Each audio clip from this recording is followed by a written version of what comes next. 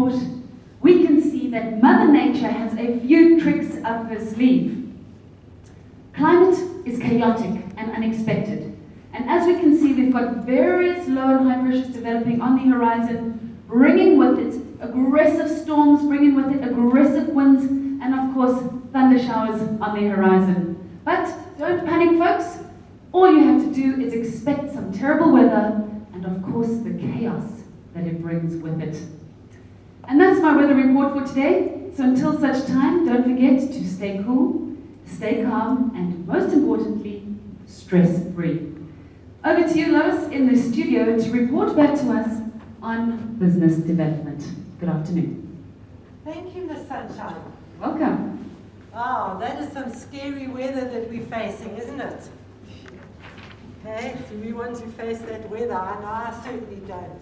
However, the business world is facing weather just like that.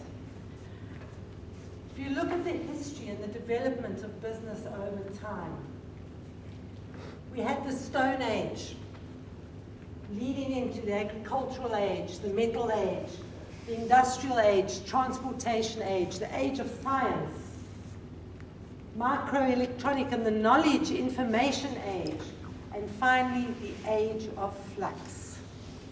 Flux, change, fluidity, motion. And this is the age we are in now. Everyone still talks about the age of information. We're moving beyond the age of information and we're moving into the age of flux. And it's so important that business keeps pace with these developments, with these chaotic times that we are faced with. The age of flux, it's based on the chaos theory.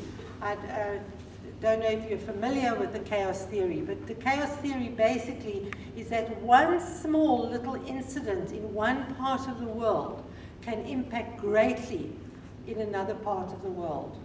So an earthquake in one side of the world can cause a tsunami on the other side of the world. So little things are impacting in a greater and greater way. There's no pattern. As the weather forecast, they cannot forecast what's going to happen tomorrow. In Oman, it's pretty clear. It's going to be hot tomorrow, hot and dry. But in the rest of the world, it's extremely difficult to forecast what is going to happen a week in advance. The pressures, the high and low pressures are telling you something, but it's only an indicator. And when you get there, it's completely different. So it's an age of change, it's an age of chaos, it's an age of flux. Unpredictably, fast changing. We're careening ahead with great velocity, great storms. The past has been blown away. We can't use the past as a reference anymore. The past is gone. Turn on the lights, please. If we look at this model, and you all know how this works, even in junior school, you learn about the basics. Solids melt, become liquids, liquids condense and become gases. Okay?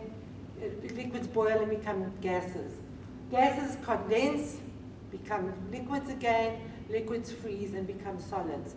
And it's a continual ongoing motion. It goes on, it's a cycle that carries on. And business is in the same cycle. Business has exactly the same cycle. Old business models are dying. The old paradigms, everything that we used to, everything you learned at university no longer applies. Things have changed. Things are changing at a faster and faster pace as we go along. And it's never fast enough for model innovation, because we design something new and then there's a change. And it's already outdated. Take computers, for example. You buy yourself a new laptop today and in 6 months there's a better one on the market. Or your mobile phones. So things are forever changing. Think of the milkman. In Oman, maybe you didn't have milk deliveries, but in our country and in many Western countries, the milkman used to deliver the milk. Today, people are drinking more milk than ever, but it's not delivered anymore. you have to go to the shop to purchase it. So the models are changing in all aspects of life, not only the weather and not only in business. Old practices and old ways of doing business are useless.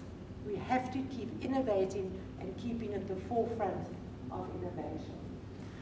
Uncertainty, not knowing, becomes ambiguity, confused not knowing. If you take a dice and you throw it, you know that there's going to be a 1, 2, 3, 4, 5, or 6 on it, but you are uncertain as to what number is going to come up. In ambiguity, you don't even know what's on the dice, so you have no idea what is going to come up. So we're working in an unknown environment. We have no idea what to forecast and how to plan for the future. We go for a job, we train for a job. We go to university or college, we train for a job. You come out of that training and your job has changed. So you've trained for a job that is obsolete already. So times are moving so incredibly fast. And systems, procedures, the way we do business is actually designed to replicate, to repeat, and do the past again and again and again. But we're living in this environment of turmoil and chaos, and we're working with old systems. So we have to look at ways that we can change the way we do our business. I'm sure you're all familiar with the generations. The ages differ slightly, different books, different writings will give you slightly different times and dates. But you've got the traditionalists, they mostly retired now, 1 or 2 people still working at that age. Then you have the baby boomers. I'm a baby boomer. It was called baby boomers because it happened shortly after World War II, and there was this huge birth rate that happened after the war. So I'm one of the baby boomers, aged 49 to 66. You can guess where I am in there, somewhere between there. Good answer. And the baby boomers are at the height of their career. They've reached probably as far as they will reach in their careers. They've reached the top, or they've reached where they want to get in their careers. Then you've got the Generation X following slightly behind them.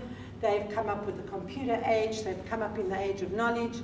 They have a broader understanding of the world at large. And they are now becoming the new leaders. Some of them are already leaders. They are becoming the new managing directors, the new CEOs in business. And then we have the millennials, sometimes called Generation Y. Those are the people that are now entering the workplace, starting to make their names in the workplace. Very techno-advanced people. They're the ones who play, as Nicole is, with the cell phone with 2 fingers. I can't even use 1 finger.